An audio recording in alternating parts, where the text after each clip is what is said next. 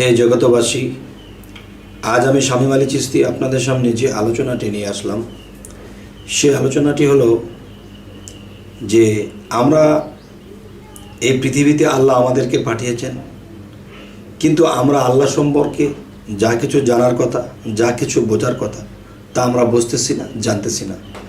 যা নিজে নিজে বুঝি তাই ভাবি এবং তাই করি। আসলে এটা ঠিক নয়। তবে একটা বিষয় হলো কি, এই কোরআনের দিকে যদি লক্ষ্য করি, এই কোরআনের মধ্যেই কিন্তু সমস্ত ফায়সালা দেওয়া আছে, কিন্তু আমরা বুঝতেছি অনেক কিছু নেই। কিন্তু অনেক কিছু নেই সেটা কি?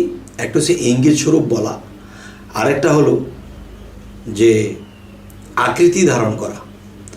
যেমন একটা জিনিস ইঙ্গিত করা হয়েছে, এটা বুঝিনি বলে বলতেছি কি যে সমস্ত কিছুর ফায়সালা দেওয়া নেই, কিন্তু সমস্ত কিছুর ফায়সালা দেওয়া আছে। যেমন একটি কথা মানুষ বলে থাকে যে আল্লাহ নিরাকার, আল্লাহর কোনো আকার নেই। তবে আল্লাহ যে নিরাকার এ কথাটা সহজে বলে ফেলে, কিন্তু নিরাকার শব্দের অর্থ সেটা জানার চেষ্টা করে না। যেমন নিরাকার বলা হয়, নির আকার, নির কিসের আকার, এবং নির শব্দের অর্থ কি? নির শব্দের অর্থ হলো যে একটা ভাষায় বলা হয়েছে যে নিরাকার মানে পানির আকার, আরেকটা ভাষায় বলা হয় নির অর্থ বাসা। তাহলে একটা পাখির বাসা নির, তাহলে একটা শব্দের অনেকগুলো অর্থ হয়। তো এই সমস্ত অর্থগুলো আমরা না বুঝে একটা কথা বলে থাকি আল্লাহ নিরাকার। আর নিরাকার শব্দের অর্থ কি? আল্লাহর কোনো আকার নেই। এই কথাটা বলতে গেলে আমরা আল্লাহর কাছে অপরাধী হয়ে যাই, যে আল্লাহ বলতেছে পৃথিবীর সমস্ত কিছুর আকার তো আমার থেকেই দিয়েছি, আমি তো সমস্ত কিছুর আকার সৃষ্টি করেছি, এখন আমারই আকার নেই। তখন আল্লাহর কাছে দোষী হইতে হয়। তাই আজকের আলোচনাটি আল্লাহ তাআলার আকার নিয়ে। যেমন একটা কথা, লক্ষ কোটি আকার যার, তিনি হয় কি করে নিরাকার? নিরাকার শব্দের অর্থ কি? এই নিয়ে আপনাদের সামনে উপস্থিত হইলাম। একটু মনোযোগ সহকারে শুনবেন ইনশাআল্লাহ। আল্লাহ নিরাকার, অবশ্যই আল্লাহ নিরাকার, কিন্তু বুঝতে হবে নিরাকারটা কি। নিরাকার শব্দের অর্থ তো আল্লাহর আকার নেই এমন কিছু না। তাহলে মূল শব্দের অর্থটা কি? নির একটি ভাষায় বাসা বা পাখির বাসাও বলা যায়। আরও একটি ভাষায় বলা হয় নির শব্দের অর্থ পানি। এখন কোন নির আকার বলা হয়েছে? যেমন আল্লাহ পাক হযরত মুসা আলাইহিস সালামকে বলেছেন পানিকে জ্ঞানের সাথে তুলনা করা হয়েছে। মহাজ্ঞানী তো আল্লাহ, আল্লাহ পাকের উপরে আর কিছুই নেই, কারো এই জ্ঞান নেই। তাহলে পানির রং কি, অথবা পানি দেখতে কেমন, কি তাহার রূপস্রোত? পানির রং কি বলবো? কালো, সাদা, সবুজ? আসলে এইসব কোনোটাই না। তাহলে কোনটা, কোন রকম? পানির নিজের রং অথবা স্রোত নাই।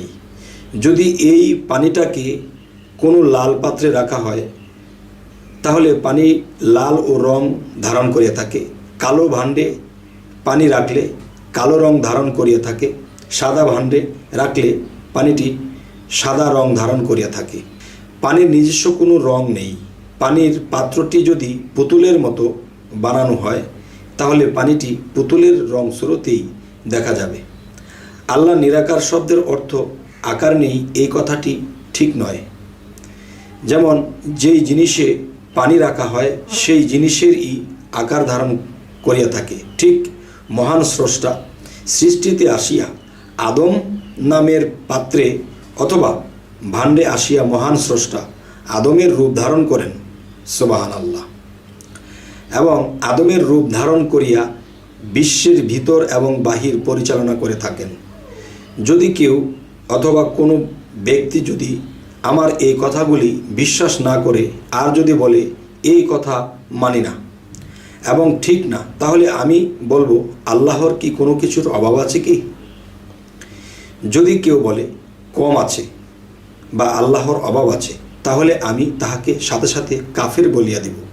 আল্লাহ বলিয়াছেন কুল হু আল্লাহু আহাদ আল্লাহুস সামাদ। এই যে কথাটি বলা হলো যে কুল হু আল্লাহু আহাদ আল্লাহুস সামাদ, অর্থাৎ আল্লাহ এক, দ্বিতীয় নাই এবং স্বয়ংসম্পন্ন। সামাদ শব্দের অর্থ স্বয়ংসম্পন্ন। তাহলে যদি কেউ বলে আল্লাহর কোনো আকার নেই, তাহলে আল্লাহ আকারের অভাব আছে। আল্লাহকে যিনি অভাবগ্রস্ত বানায় তিনি অবশ্যই জাহান্নামী।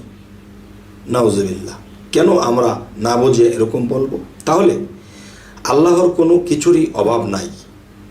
আল্লাহ সমস্ত কিছুর আকার সৃষ্টি করিয়াছেন এবং সমস্ত কিছুর মধ্যে আছেন, কিন্তু আদম স্রোত আল্লাহ পাকের নির্ধারিত আছেন। সমস্ত সৃষ্টি করার আগে স্রষ্টা আদম স্রোতেই ছিলেন, সৃষ্টির পরেও আদম স্রোতে আছেন এবং শেষেও আল্লাহ আদম স্রোতেই থাকিবেন। আল্লাহর যে আকার আছে এতে কোরআন ও হাদিসের অনেক জায়গায় প্রমাণ দিয়েছেন। যেমন রোজাদারদের রোজার পুরস্কার আল্লাহ নিজ হাতে দিবেন। তো নিজের হাতে যখন আল্লাহ রোজার পুরস্কার দিবেন, তাহলে আল্লাহর আকার না থাকলে হাত কোত্থেকে আসলো? কোরআনের একটি কথা, নবীজি কাফেরদের মাঝে ধুলোই বালি নিক্ষেপ করিয়াছিলেন। কাফেররা পঙ্গু অন্ধবধির হইয়া গিয়াছিল। আল্লাহ জানাইলেন, হে মুহাম্মদ, এই ধুলাবালি তুমি নিক্ষেপ করো নাই, আমি আল্লাহ এই ধুলি বালি নিক্ষেপ করিয়াছি। তাহলে আল্লাহ সেই নীরের মতো নবীজির আকারে আসিয়া একাকার হইয়া গিয়াছেন। সুবহান আল্লাহ। নবীজি জিকিরে যেই দিন দাঁড়াইয়া গিয়াছিলেন, সেই দিন জামা অথবা জুব্বা 69টি ছিদ্র হইয়া গিয়াছিল। নবীর শরীর তো কাটল না। সেই দিন আল্লাহ একাকার হইয়া গিয়াছিলেন। তাহলে আল্লাহর স্রোত আদম, আদম স্রোতে নবী, নবীরে যে পাবি সেই আল্লাহর দেশে যাবি। তবে হে জগতবাসী, আজ আমি শামীম আলী চিশতি যে কথাগুলো আপনাদের সামনে উপস্থিত করলাম, আপনাদের সামনে বলার চেষ্টা করলাম, আমি আশা করব যে অবশ্যই আমরা যা বুঝলাম যে আমরা কোনোদিন আল্লাহকে অভাবগ্রস্ত বানাবো না। কেননা আল্লাহ যদি বলে থাকেন আল্লাহুস সামাদ, এই সামাদ শব্দে আল্লাহ স্বয়ং সম্পূর্ণ।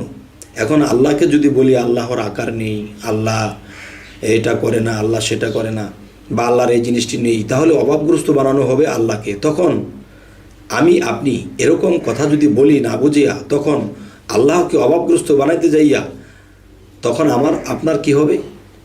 চিরকালের জন্য আল্লাহর কাছে আমরা পাপী হয়ে যাব এবং সেই পাপীদেরকে জাহান্নামে নিক্ষেপ করা হবে যে বলবে আল্লাহর অভাব আছে। তাহলে অভাব যদি না থাকে, তাহলে আল্লাহর আকার আছে এবং সেই আকারের কিছু প্রমাণ সহকারে আপনাদেরকে কথা বলা হলো। তবে এই কথাগুলো কেমন লাগলো অবশ্যই জানাবেন এবং আমাদের এই চ্যানেলের আলোচনা যদি আপনাদের ভালো লাগে তো অবশ্যই সাবস্ক্রাইব করে রাখুন, পরবর্তীতে অন্য আলোচনা নিয়ে যেন আপনাদের সামনে উপস্থিত হইতে পারি। তো আজ এই বলেই রাখবো। সকলেই ভালো থাকবেন। আল্লাহ হাফিজ।